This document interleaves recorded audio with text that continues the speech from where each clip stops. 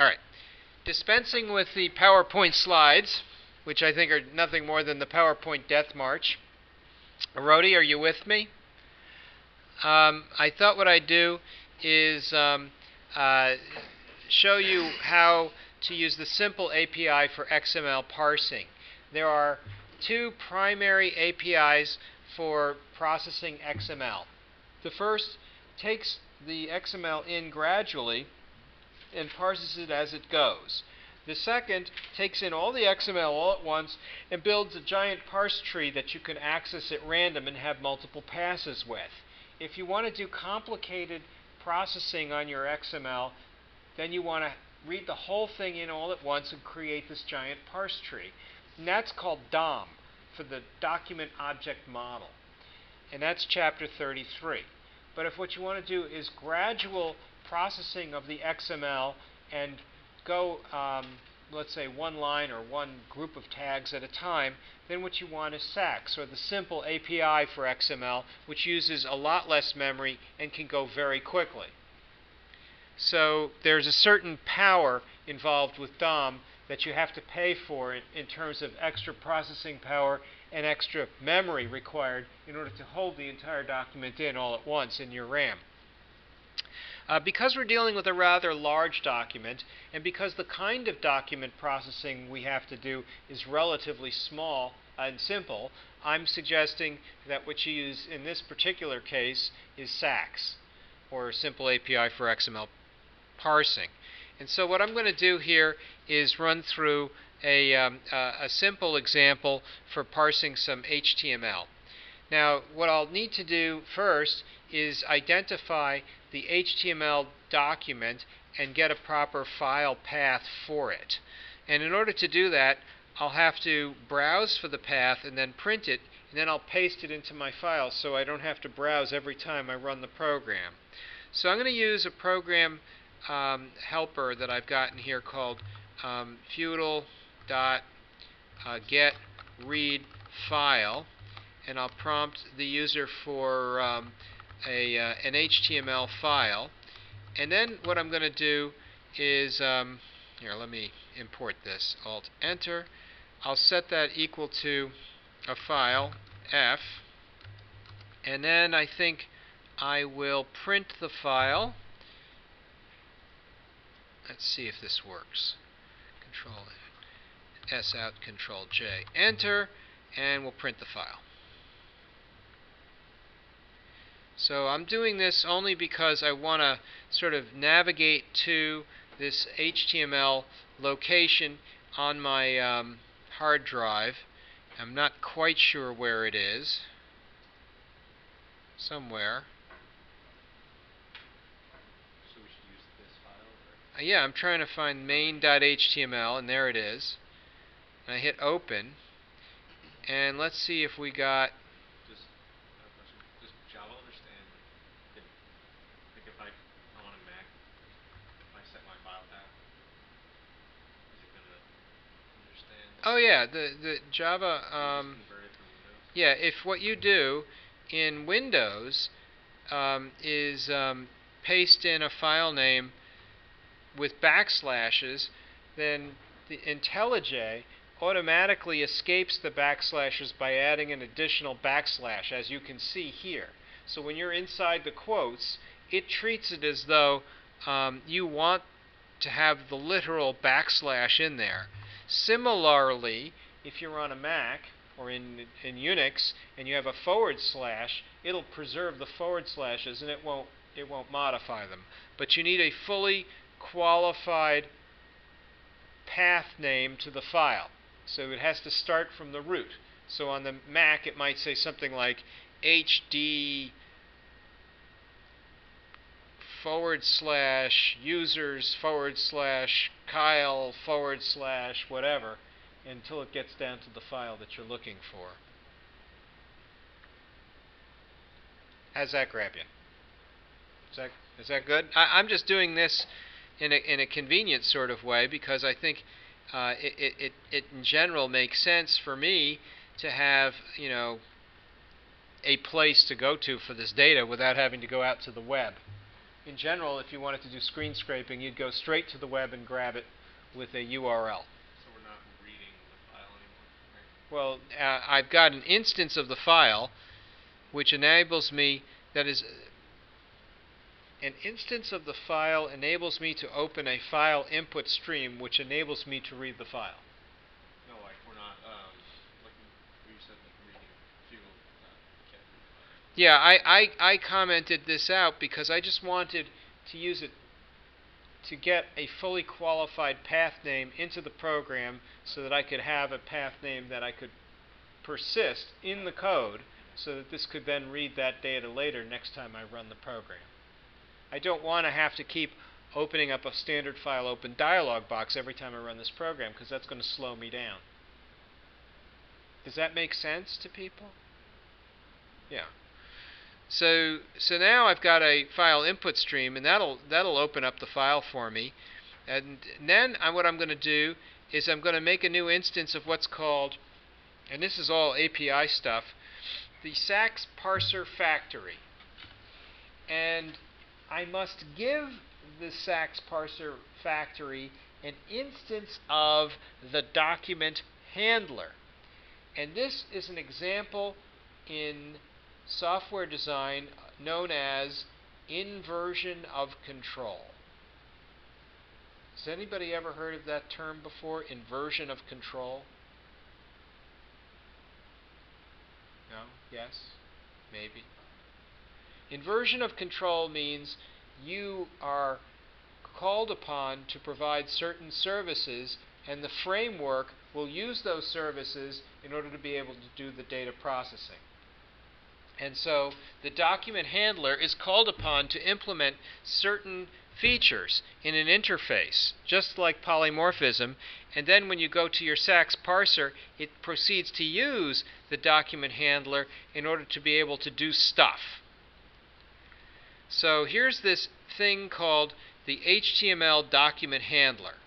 And this will be,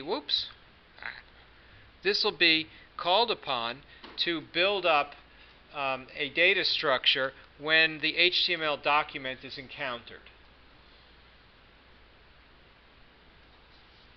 And the HTML document handler, in my particular case, is in the HTML package, which is inside of the XML package.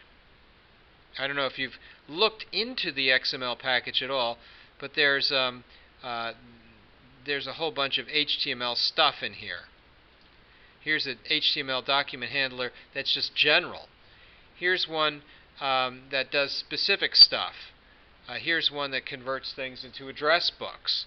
I've got document handlers for all kinds of things.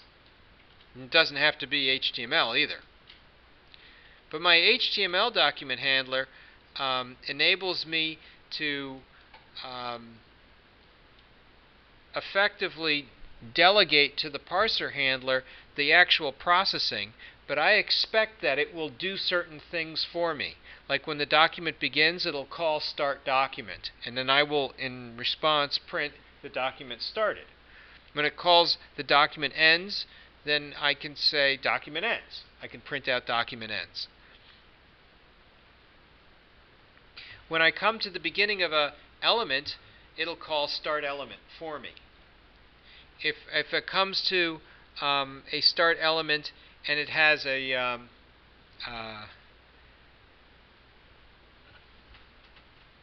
interesting URI, I can print that out.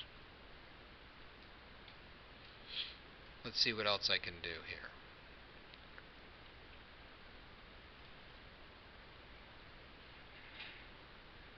A couple of things I can go for.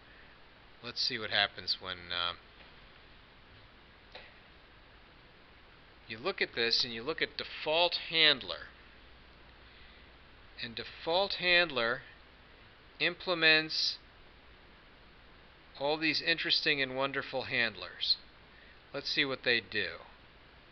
A content handler is an interface that requires you to set the document locator, override start and end document, implement start prefix, end prefix, start element, end element, characters, white space, lots of interesting stuff. So what's an element inside of an XML document?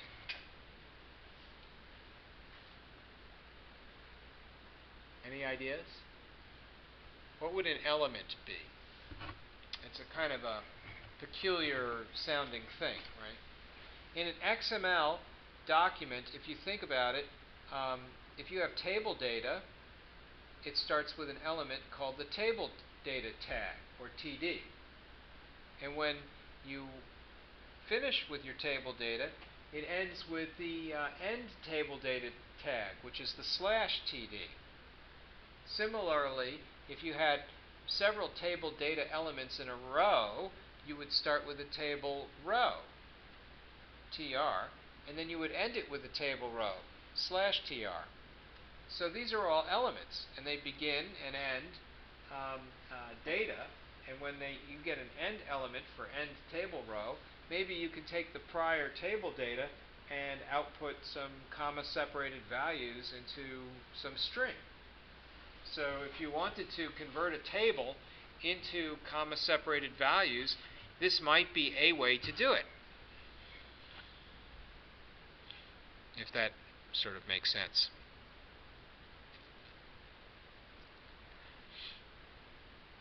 Here's something called a general handler.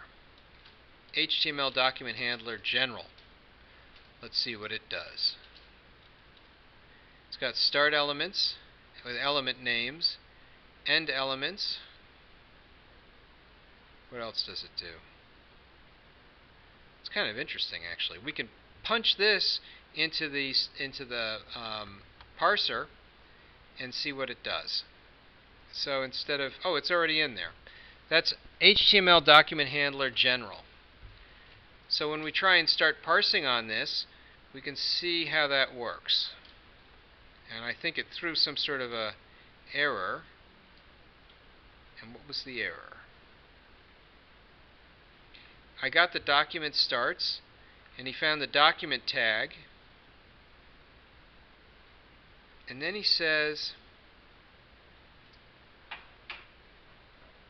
the content of the elements must be consistent with well-formed character data or markup. So there's something about this data he's not liking.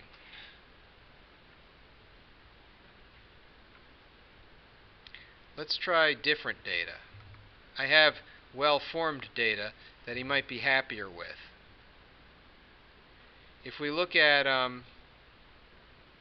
this data here,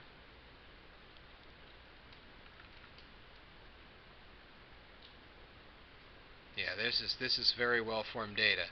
Now we're seeing a proper XML document, and IntelliJ knows how to edit the XML.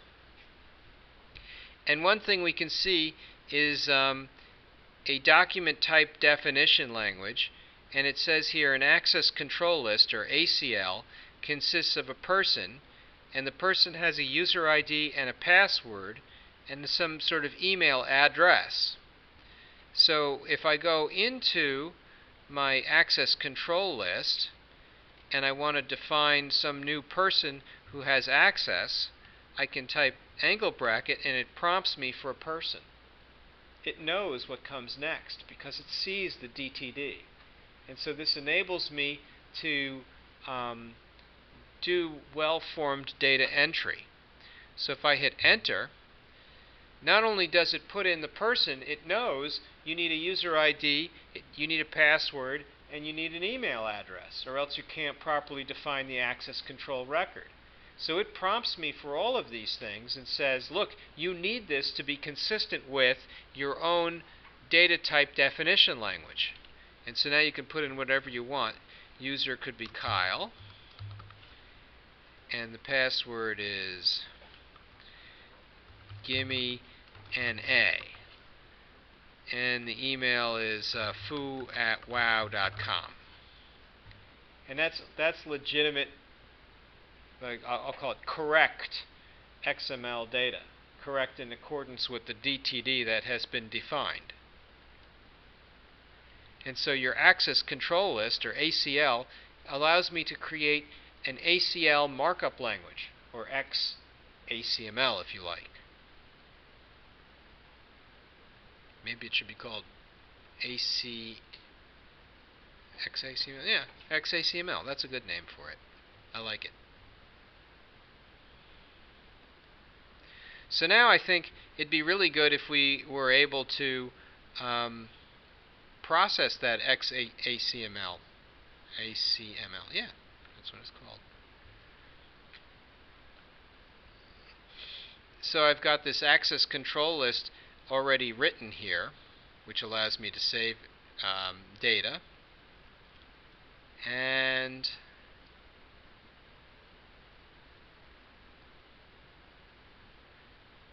looks like it's got a SACS parser built in with an access control list handler, which is probably a default handler.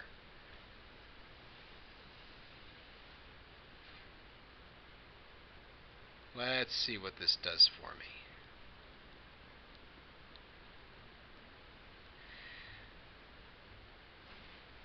So here we take the name of the tag, and if it's a user ID, then we can set the last value in, which will be the argument which was made to the user ID tag, and we can set that into our data structure. So here's how we populate the data structure.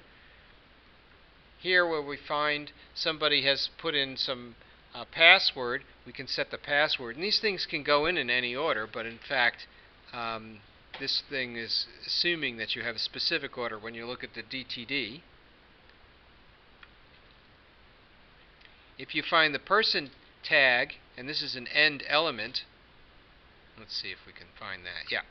So here it says end element, and he goes into what I would call you've defined a record mode. And after you've defined a record, if it finds at the end of the entire record, which is represented by the tag /person, if that's encountered, it adds the entire person. And that's that P record that was just created right up in here. And add person, what that does is it goes to the access control list and puts that person into the list.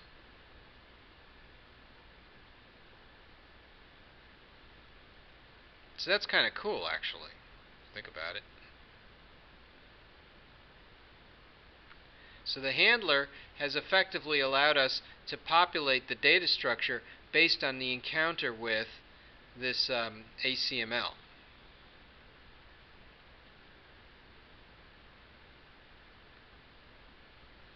Here's what a person looks like. That data structure reflects the DTD record, where the DTD record defines a user ID and a password and an email.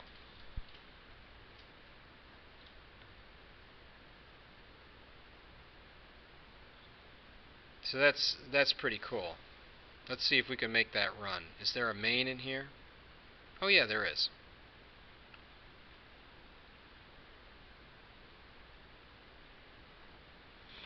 Now, when you look at the XML here, it doesn't look like what would come off of an XML encoder. And that's because it's not. And the reason why it's not is because a person record knows how to convert itself into XML. So when you look at the XML that comes off of this, you can see when you call to XACML, what it does is it takes the records, surrounds them with tags, and then concatenates up a large string, which it then returns. This is a very different thing than using the XML encoder, believe it or not. Even though it kind of looks like the same thing, it's doing the encoding of the XML by hand, if you will. And so what that means to me is that when someone calls to XACML, I'm taking the responsibility to formulate the XML for the record for this person. That has to be well-formed data. What do you think of that? You guys are very quiet.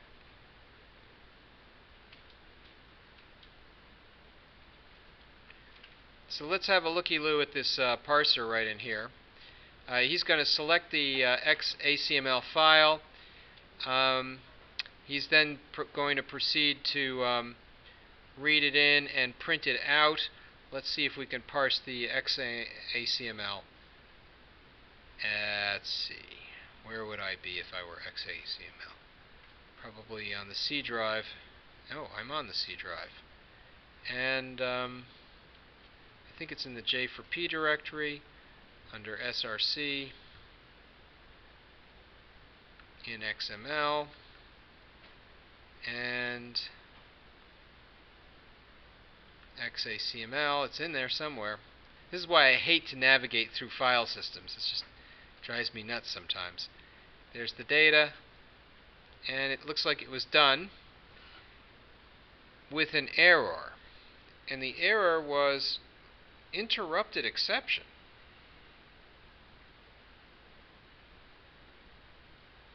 It certainly did it. It said it was done with the parse.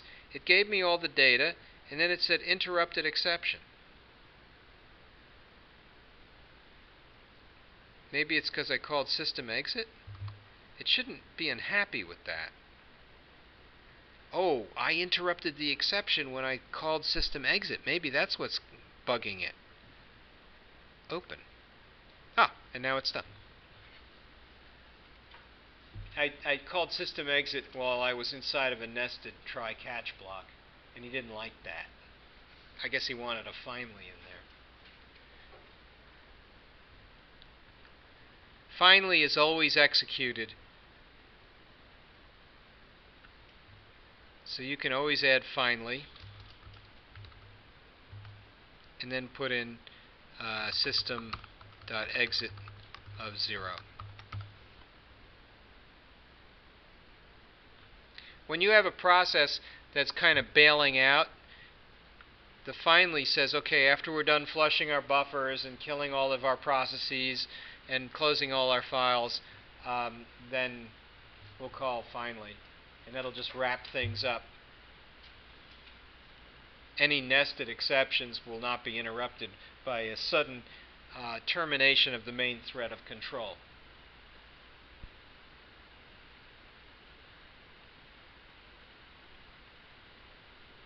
I don't know, do you guys use finally when you do your catch?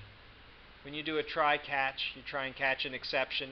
Things are happening, you're handling the exception. Finally, to wrap things up, you call finally. That's always called, even if there are no exceptions.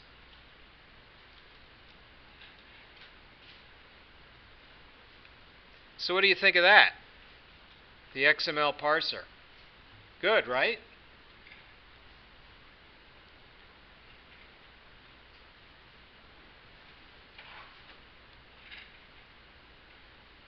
Sort of quiet here. Did I go too fast? No? You guys are good with this? Yes, sir.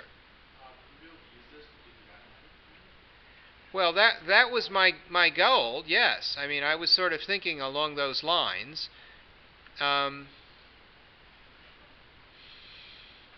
Here's an HTML document handler. We can see how that works.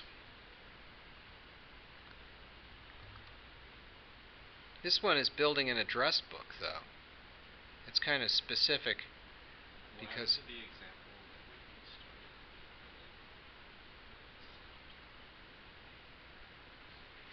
well, that was the ACL or the other one, the HTML to address book.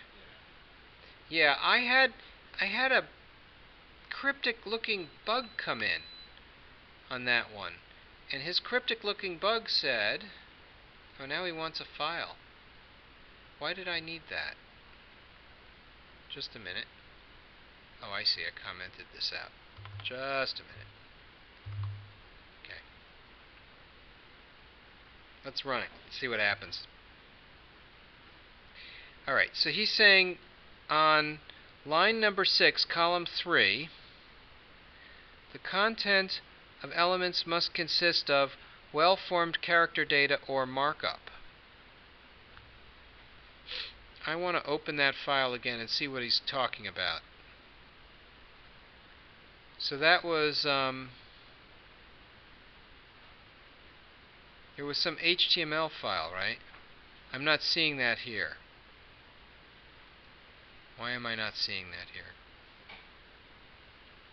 I forgot where I put it. It's under Lion Main. Mine says I have an open such a file. I don't know why. Really? Yeah. Are you able to like dir main? Oh, you don't. Are you using a Mac? You should be able to use ls main, and it should come up with like something like this. Emacs main.html.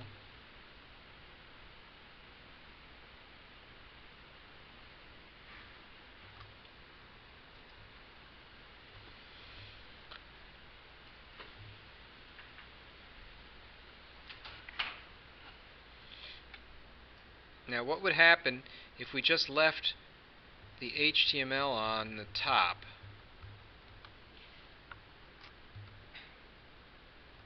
Oh, I'm getting the spinning beach ball of death again. Huh.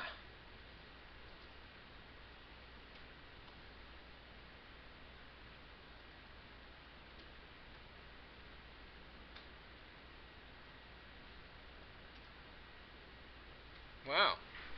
You know what the problem is I don't think I saved the entire file.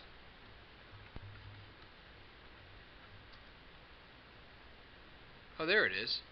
So I wanted just the HTML. Let's save that. Now let's go back into, I'm just wondering if it was getting cranky because it didn't see the HTML tag at the beginning, but I'm not convinced that's the reason. It started working. And then he crashed and he said, Sax parse exception. Line number 3, column number 3, the element BR must be terminated by an end tag. See, that's key. HTML almost is never well formulated. Right? So having HTML that's well formulated means that a begin break has to be terminated by an end break. And when it isn't, then the Sax parser is going to start to choke on it.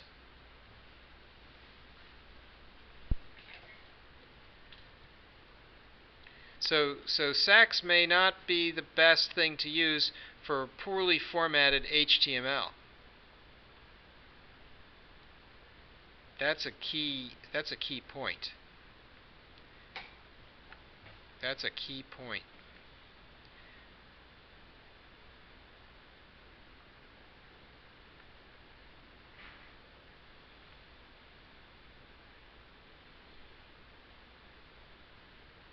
There is an alternative to using Sax, which is called JSoup. But I don't know if we want to get into JSoup at this late date.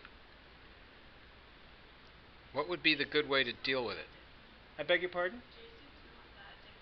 It isn't? JSoup, I think, is more like DOM than it is like Sax, because it's storing everything in one place.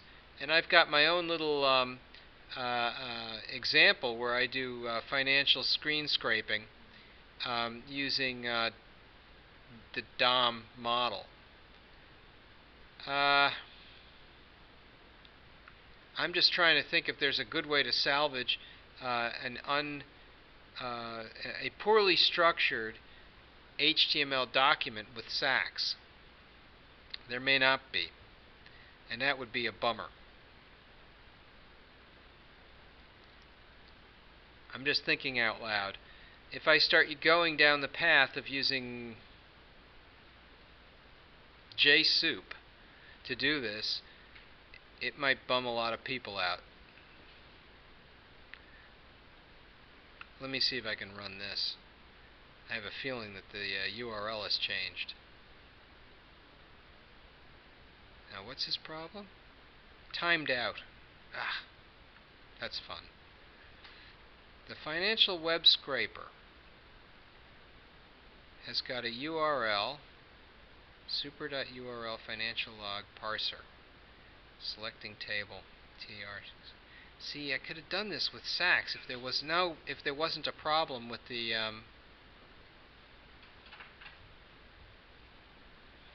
let's see where that BR is. I want to see what's going on. Stroke BR. So it's got a break, but it doesn't have an end break. So he has multiple breaks. What a bummer. It seems he's got dangling breaks. You see what it would take to turn this into a proper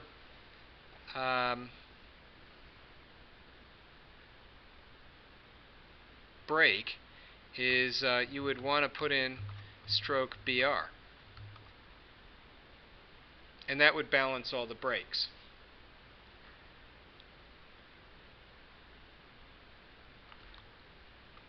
Or, I mean, I kind of like this. Maybe it's not good, but I'll do it anyway. Just replace string. And get rid of the BRs completely.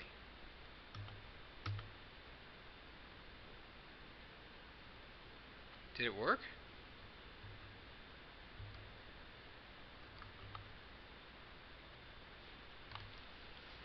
Huh. I think it must be a very large file because it's having some issue.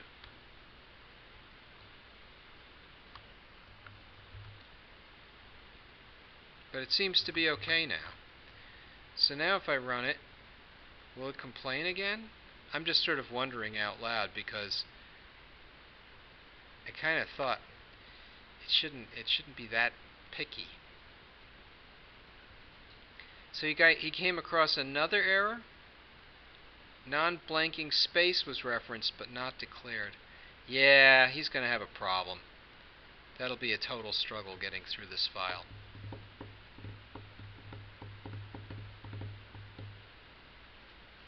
How else can we do it? How about if we use an elementary string manipulation technique? Would that be too weird? Well, how about like if we use regular expression parsing?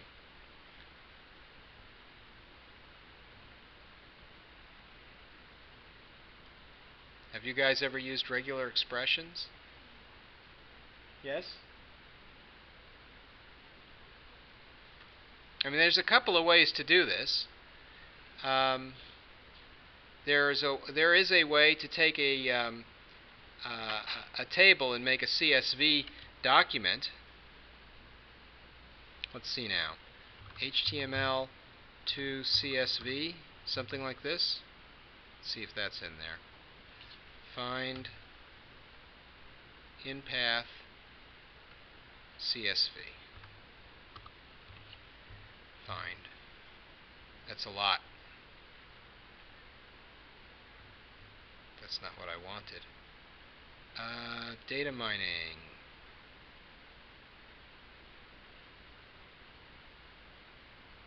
Bear with me just a moment.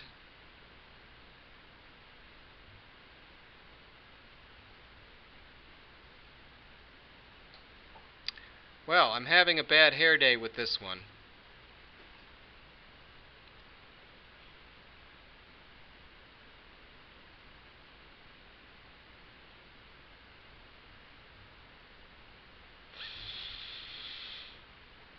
Pity. I really thought I had something here with the XML. I had not anticipated all these problems.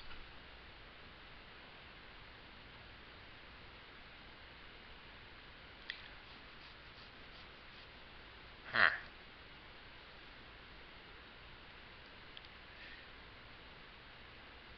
I'm about to punt and use string manipulation, but before I do that, I'm going to stop myself because I don't feel that's a good way to go. I'm thinking JSoup may be a good way, and I don't think we have the time for it because it's only 3:41. If we were going to do this with string manipulations, what would be the What would be the point of the lesson? What could we learn from it?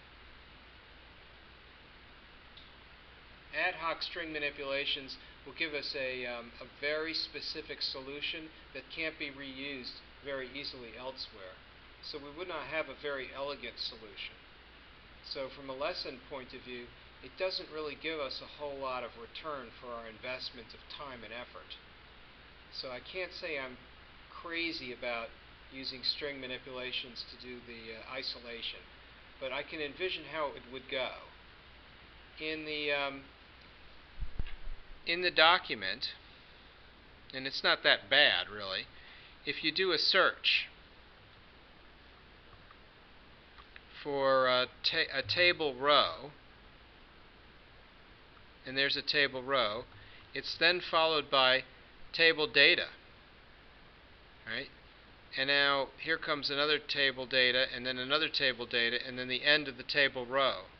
If you think about it, what this has done is it has identified a column called date of the fiscal year end, and then another column that says February 28th. Searching for table rows and then table data doesn't really sound that hard. This non-breaking space thing, replace string, I'm not sure what I would do with that. # NBSP colon, replace with nothing. Whoa, that was a lot of... I'm sort of doing a little ad hoc string manipulation right here in my little Emacs browser. For no particularly good reason, other than I was just curious to see what was giving my sax parser such a hard time.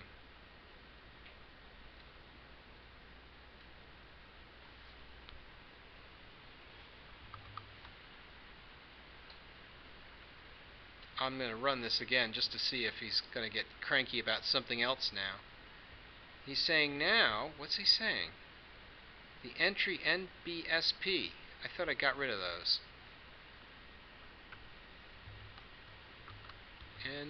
NB. Oh, it's still in there. Escape X, replace, string.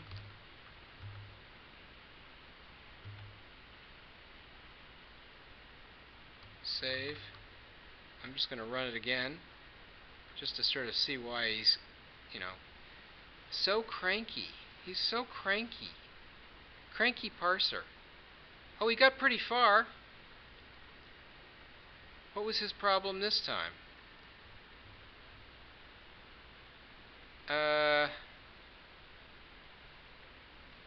It looks like somebody's throwing in some wacky HTML over in here for no good reason I can see. That's too bad. Not a whole lot we can do about that. We could go with some easier HTML.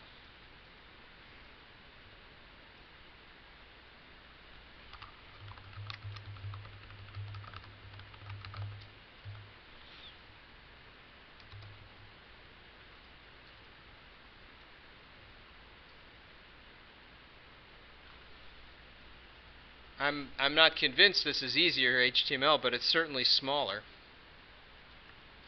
It should be possible for me to view it. And let's just have a look at it.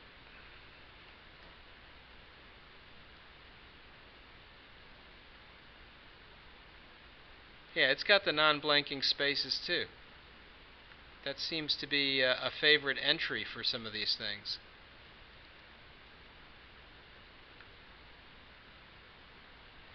So my parser is cranky because it doesn't like non-blanking spaces, and I feel like there's probably a sax data handler that's meant for HTML that would be able to handle that, but I'm not entirely sure I could find it easily in front of the class, and I'm not convinced that I should. So instead of trying to do an off-the-cuff answer on how to handle the data, I think what I'll do is I'll fall back on some PowerPoint slides and move on to some other things and extend this this data assignment, because right now I don't feel like we have the right tools for handling it. I'm pretty unhappy with the way SACS has handled the HTML. And maybe what we really need here is a nice JSoup lecture. And there's not sufficient time to do it. What do you think of that? Put it off another week? Yes. Why not? Why not? Sorry about that. I really had something here. I thought this was going to be fine. Of course, we got off to a rough start with the computer having to be rebooted, but that's life in the big city.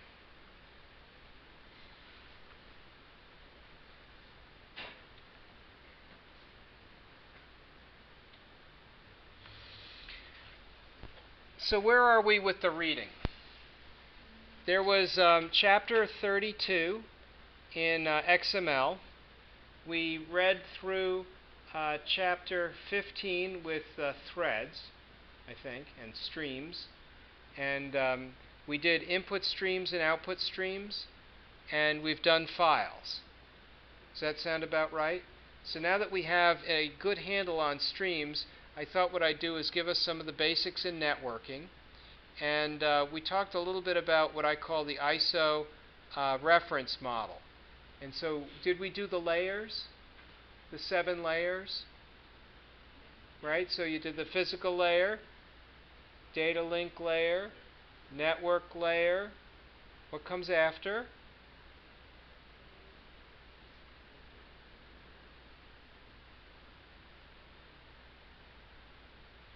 Transport layer.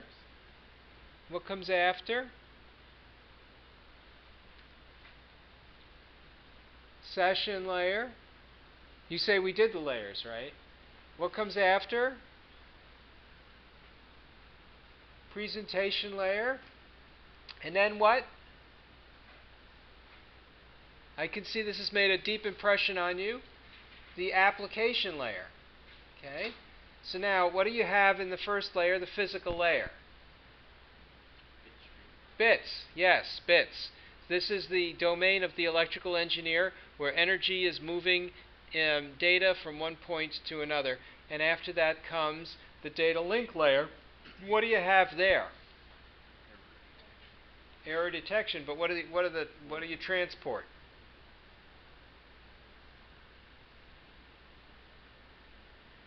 Any ideas? Well, it's units of data link protocol packets. So you can call them data link layer protocol units, if you like. And so then some people will call them packets.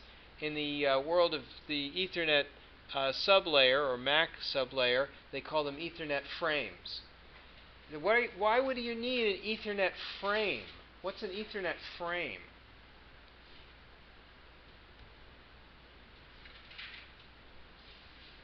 It's a grouping of bits in the data link layer, which include header bits that show when the frame begins, trailer bits, which show where the frame ends, error correction bits, these are checksum bits or parity bits, and there are error control bits that are interspersed in with the frame. So it's a grouping of bits together. Some people in some networks would call that a packet, but in the Ethernet world they call it an Ethernet frame. And the frame in its header has an address, but it's not an Internet Protocol address because you're not in the transport layer yet. What you have in that Ethernet frame is called a hardware address, or what is also called a MAC address. So when you get a device like a router or a phone or an Arduino with an Ethernet card, it has a MAC address, and that MAC address should be unique on your local area network. And that MAC address enables traffic to be routed to the interface message processor that is running your Ethernet hardware. So when you're thinking in terms of the data link layer, you can still think in terms of the Ethernet, And you don't have to think about internetworking or even routing, because that MAC address has a destination associated with it, and when it reaches your card, then in effect the card will say yes, and it will start to read in that frame. So you can have addresses inside of the data link layer objects or protocol units, and they can be called a wide variety of things. They can be called packets, or they could be called frames. When a modem makes a phone call and calls a receiving modem in order to negotiate a data rate and a packet size, it uses a link access protocol, or LAP. That link access protocol can be used for point-to-point protocols, or PPP. And you can take that point-to-point protocol, or PPP, and you can use it over the phone line, or you can use it over the Ethernet. If you have what's called DSL, for digital subscriber loop, then what you get is PPPoE, which is point-to-point protocol over the Ethernet. And this enables you to transmit at high speed to the CO, or central office. Typically, what happens is the central office is running a copper twisted pair to the home, and it can be as long as 3 miles. And that 3-mile twisted pair can be used and equalized to run high-speed, almost Ethernet-grade data rates. So now you've got an idea about the physical layer.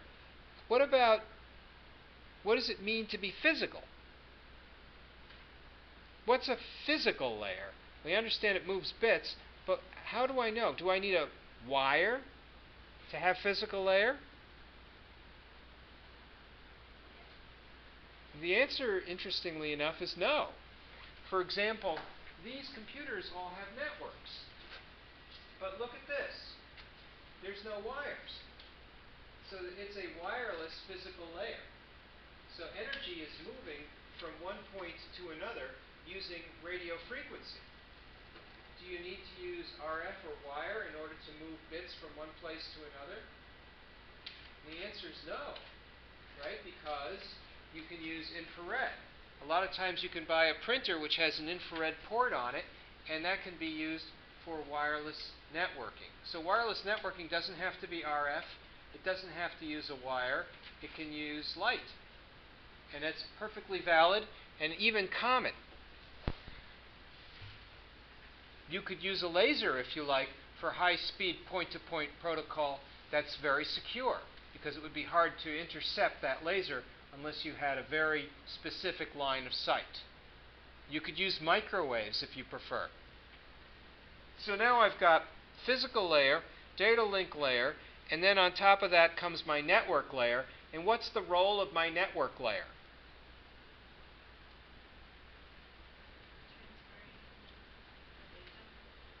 It's routing. It's routing between one local area network and another. So with the router that you purchase at the store, in Best Buy will sell these things by the forklift platen, you will be able to route the data from one local area network into another local area network.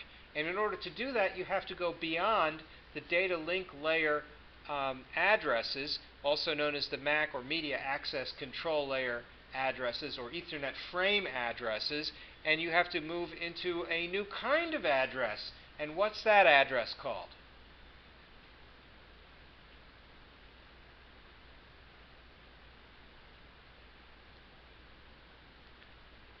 This is chapter 29 of the book, and we call this an Internet Protocol address. So if we look at our computer, here's a, oh shoot, he's still running Emacs. Let's get out of that. If we write ipconfig, what do we see? ipconfig and pipe into more. Enter. Well now, I see a IP address, 10.247.1.73. That's an Internet Protocol address. I see there's another address, 10.247.0.1. That is the address of the router. What we here in our console see as the default gateway. So it should be possible for us not only to ping ourselves by pinging our own address and getting a response, it should be possible for us to ping our router. So let's try that. Ping 10.247.0.1. And we're getting returns back in an average of 13 milliseconds.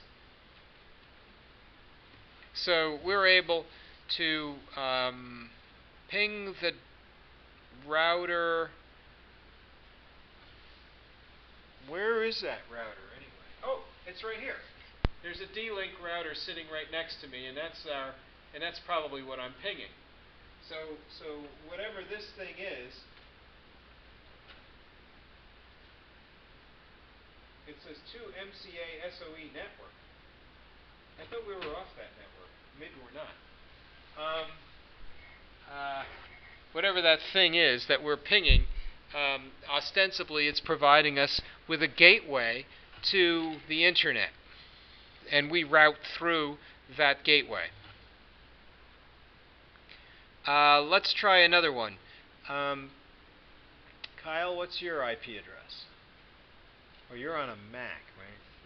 Are you on the same network I'm on? You're probably not. Yeah. I'm on the faculty wireless network. You're on faculty? Yeah, because Oh, all right. So what's your IP address?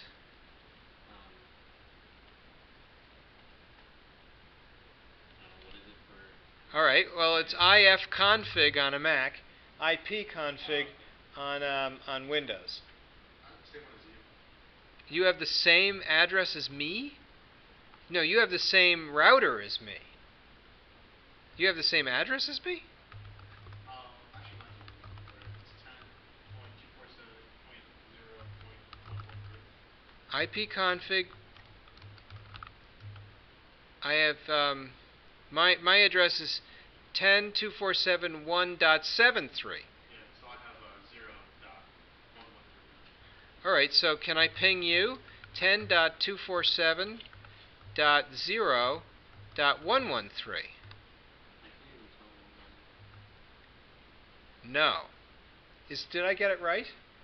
Did I type? I typed it properly. You must be on a different network than the faculty network.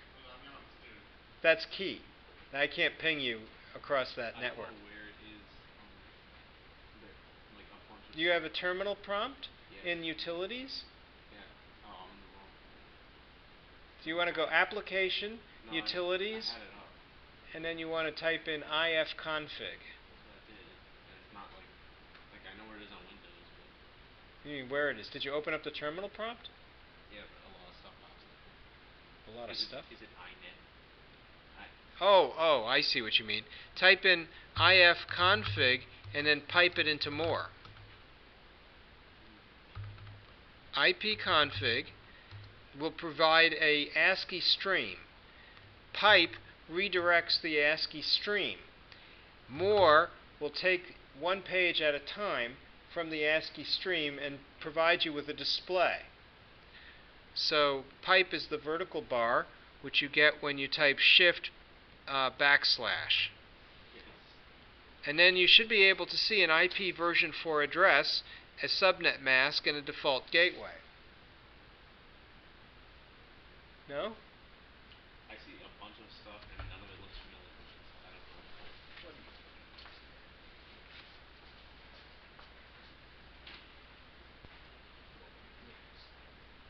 It's IF-config,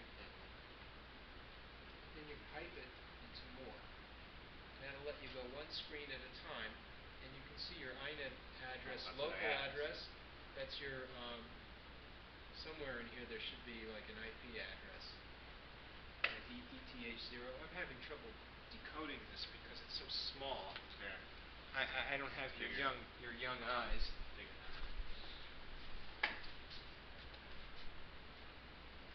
So this is a MAC address right in through here. This is an IP address where it says INET, and you're 10.248.25.131. It's seeming like we're on different subnets.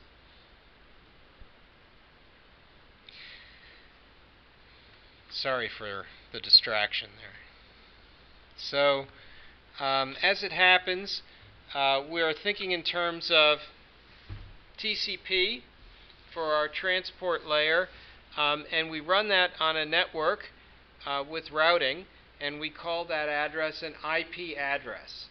And so then what we get from TCP is the ability to turn the stream of data on and off. We have what's called transmission control. So with TCP IP, you get an API. As a programmer, you, the user, sees a socket. So you're using the network, you're getting the services of the physical layer, the data link layer, the network layer, and the transport layer. And you make an instance of a socket, and the socket will give you a connection to some other machine somewhere else on the planet using an IP address. And it could be in Japan, for all I know. It could be across the world. Then what you do is you're using that socket, you can get an input stream, and you can use that socket and you can get an output stream. And when you put data into the input stream, it will go through a process whereby it comes out the other end in the same exact order you put it in a reliable fashion. TCP/IP reliably delivers an unlimited stream of data from one point to another, from one computer to another, across a network, and includes the service of routing. So that's a key element. Now, if you want to, you can also use what's known as UDP/IP. With UDP/IP, the data will go through in packets, and it may not be reliably delivered in the same order in which it was sent. And so that enables you to drop the data into the network and not have to care about it getting there reliably, which means you can go a little bit faster. You can drop some data on the floor if you don't care about it. It could be video data that would cause the video to degrade gradually in its appearance and quality, but maybe that's okay as long as other parts of the data, another stream, let's say the audio stream, comes in order. That session layer enables you to provide a kind of security where you log in. There's a user ID, there's a password. And then if you think about the socket, which gives you a stream which goes in order, then the thing that you want from the session layer is a secure socket. So secure sockets are very important for us because what we want to be able to do is encrypt the data as it goes across the network, because the network is not a friendly place. And unencrypted data that traverses the network is something that we would not wish to pass critical information on. So then comes this very interesting question: how do you do encryption? And that's a hard question. At first, we tried to just focus on the basic roles of these different things. Once you dig down a little bit and you ask basic questions: how do I do error control? How do I do encryption? How do I make sure my network is secure and reliable? These become very big questions. Big questions for us as network engineers. Then comes on top of that our presentation layer, and that's where we can get serialized instances of objects to pass across the network and get invoked remotely. We get into our distributed network computing, our remote method invocation, our Internet Interorb Protocol, or IIOP, our Common Object Resource Broker Administration Protocol, or CORBA. These are the things which are used to pass instances across the network to machines that are running languages different from ours. So if we're running Java and we want to invoke some subroutine in a health insurance company that's running in COBOL, we can use Cobra for that. If there is a machine running Fortran in Sikorsky and you want to invoke the subroutines in Fortran, you can use Cobra for that. So IAOP is part of what's called the OMG, or Object Management Group. And they have established a standard for transporting objects across the network, even objects that go across the network between different languages. And that's key. DBNet is another protocol typically used for communicating with relational database management system backends.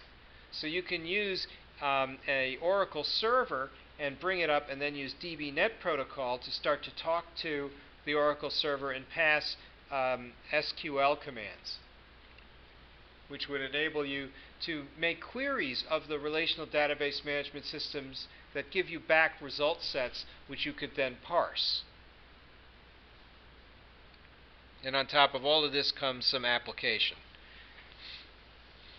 And then comes this big question that we have: what's a domain?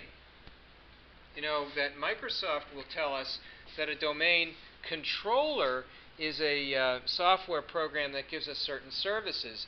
But in the world of the Internet, a domain has a completely different meaning. What it means is it's a group of letters which follow a dot that organize a namespace. So, for example, .com. That's a top-level domain. .tv is a top-level domain. .us for the United States is a top-level domain. There's a whole bunch of two-letter domains. .tw for Taiwan. .jp for Japan. The United Nations says any recognized country, and I think there are 450 of them at last count, can get a recognized two-letter domain for their top-level domain. So all you have to do is declare war on the United States after you buy an island, and then after they win, they'll fix you up, because that's what they do, because they're nice about it after they win. They're not sore winners. And you'll get your own top-level domain from the United Nations. It's a good plan, because now that you've got your own top-level domain, you can run an offshore gambling casino on the Internet. And you're also not subjected to Security Exchange Commission regulations, so you can do what you want with your brokerage firm. And you've got your own top-level domain. It's just like a license to print money. So you can sort of envision how top-level domains that are not .com are not necessarily as easy to find as those that are. For example, I'm the president of the Inventors Association of Connecticut. Our top-level domain is .org.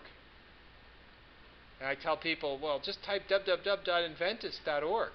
And if they type .com, they're in a completely different domain. They're not at the same website. One of the services that we need to be able to get from the network is the ability to map a name into an Internet Protocol address. That service is called the Domain Name Service. And what we do in order to gain access to that service as Java programmers is we can make queries of the domain name services, and we can map names directly into IP addresses. These things are done implicitly for us when we go down to the command prompt and we type ping and we want to find something like www.fairfield.edu. It maps the name directly into an IP address. That's done by a domain name service.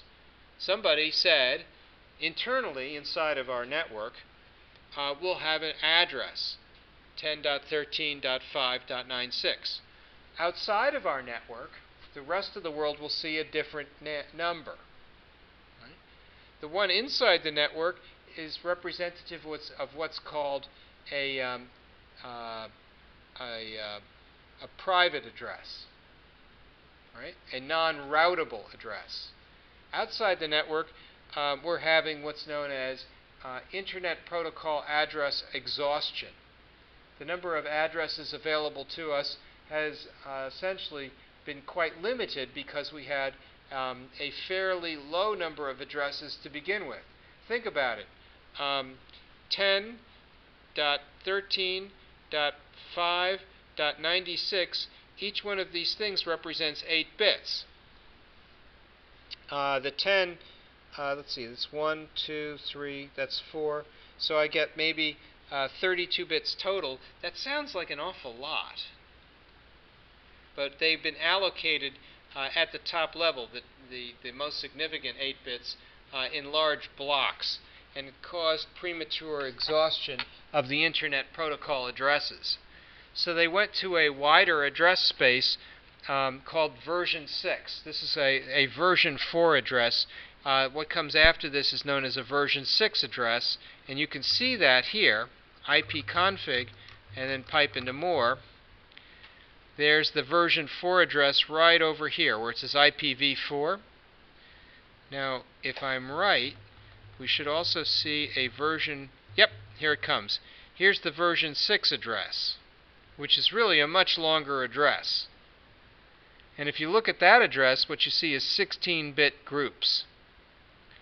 And so that's going to give you a lot more flexibility in terms of numbers of addresses. So as the Internet migrates to version 6, and it's slowly doing that, that will become the default way in which we express addresses. When you have your own router at home, usually the router is given a non-routable private IP address for you to use, such as 192.168.1.1. Right, that's your router, and then everything will come in behind the router, and addresses that are outside of your house will come in and get routed through the router to whatever device you map the traffic to. There'll be what's known as a virtual port map inside of your router. Has anybody actually tried administering their own router? Oh, in your home, maybe? No? Never tried to administer a router? You have? Yeah. A lot of times it's it's the kind of thing you would do if you wanted to set up a network in your home with more than one networked device. And then you'd go to the router, you'd log into it, and if you had your own web server, as traffic comes in on, let's say, port 80, you would route that traffic to the web server. And so you could have your own web server at home. That's what I do. I have a web server in my closet. When you go to docjava.com, you're in my closet. It runs on a laptop, by the way, so it may not be particularly fast. If you want to do domain name services locally on your own machine, you can do that too. You can set up your own database. The question of where that database is depends on what operating system you have and what version of that operating system you have. If you're using Windows, it's very version sensitive because Windows keeps changing the location of the hosts table. So, for example, under Windows 7, I'll be in the C:\Windows System32 drivers etc directory.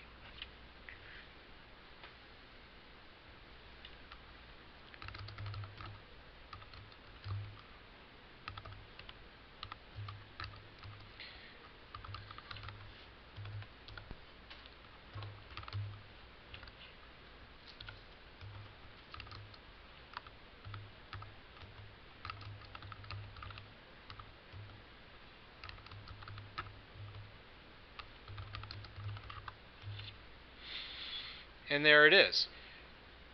And now you can see that when I'm home, I've got a machine called Moon, and I've got another machine called Arduino, because my Arduino has an Ethernet card, and if I want to be able to get to that machine from my laptop, I can just bring up my browser, and the Arduino runs a little web server. I don't know if you know, but Arduino is just a little toaster controller. It's an 8-bit microcontroller. So you can have your own little networked embedded system, and you can administer your network so that you can assign it an IP address, and then you can ping it. But you can't ping Moon from outside of my network, so if you try to ping Moon from here, it won't respond. Ping Moon. Right? No response. 100% packet loss. On Mac, it might be something else. It might be Etsy hosts. So if you're on your Mac, Kyle, go to Etsy hosts and you'll see you've got a host table.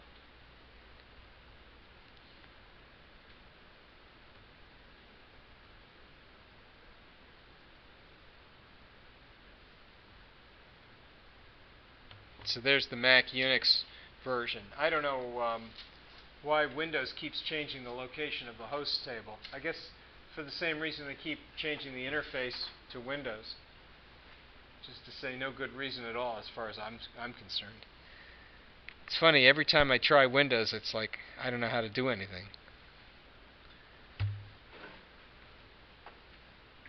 I think that may be all we have time for today. I think what we ought to be doing is giving a reading assignment. What I'd like to do is make sure you have a chance to read Chapter 32 on SACS parsing. I'll give you a more tractable SACS XML file to parse next time. And maybe what we'll do is we'll try for an XML conversion. I've got one in mind that I think would be fun and has to do with network programming. Then what we'll do is move on to the screen scraping. And I have a feeling we'll end up using something other than SACS for that because we had so many negative SACS experiences today. At least I did. I thought it should have worked, but it got so cranky I couldn't stand it. So, 2 chapters, Chapter 29, Chapter 32. Drive safely. I don't know when the snow is going to begin. Has it begun already? 3 a.m. Midnight? 3 a.m. 3 a.m. Okay, good. So the road should be safe. Have a good evening. Thank you. Oh, and if you've got a problem with Eclipse, you may want to hang about a bit. Maybe we can fix it.